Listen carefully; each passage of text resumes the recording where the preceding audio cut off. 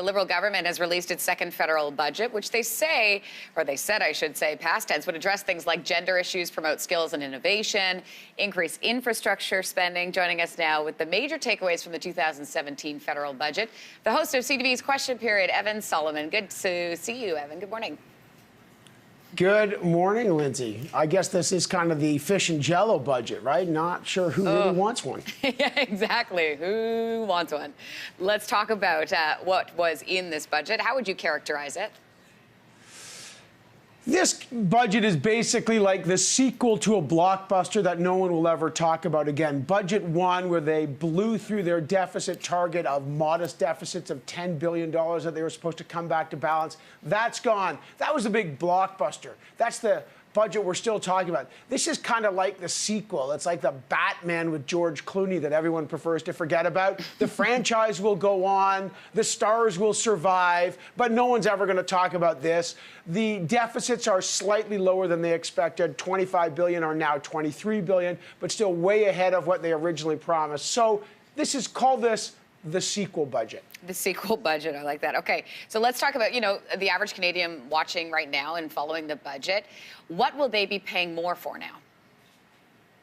Well, as you say, if this morning you wake up and you want to have a drink because you're a little concerned about your future, you're going to pay more for your drink. You're going to pay more for your smoke. If you take an Uber, Uber's going to be having to charge a GST or HST on this thing. Now, remember, taxi cabs lobbied hard for that because they want to level the playing field. So you'll get that. Small businesses are going to see their EI premiums go up a little bit. No massive tax measures, but those are little tax measures that will hit the consumer. All right, what about savings?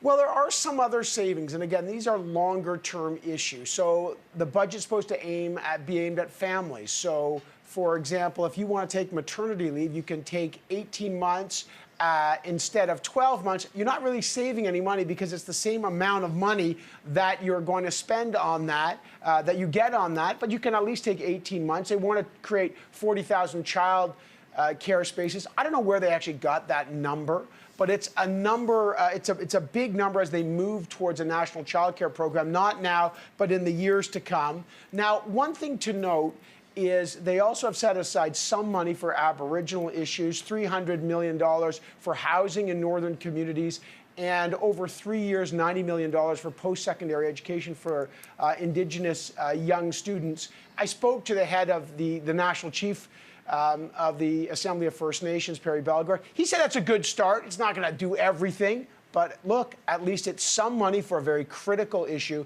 which is education for Aboriginal students. A lot of people talking about the fact that they were waiting to hear something about the cooling of the hot housing markets and, places like Vancouver and Toronto.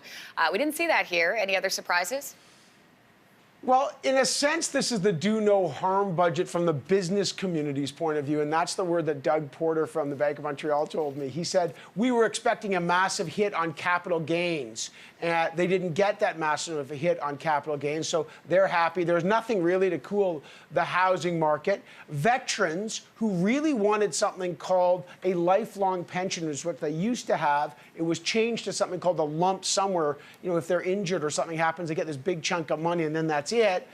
There's a promise to do that, but there is actually no money to change back to the lifelong pension. So that didn't happen. There's no new money for national defense. We expected them to, in the wake of Donald Trump pressuring NATO countries to pony up, and Canada only puts up 1% of its GDP, and the target is 2%. No new money for national defense. So there's a couple things that didn't happen in that budget. Some people are happy, and some people are like, hey, wait a second, show me the money.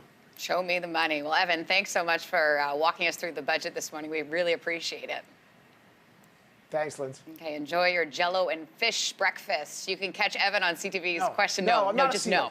I know. We'll seal you later. Oh, no, it's so bad. I'm so bad.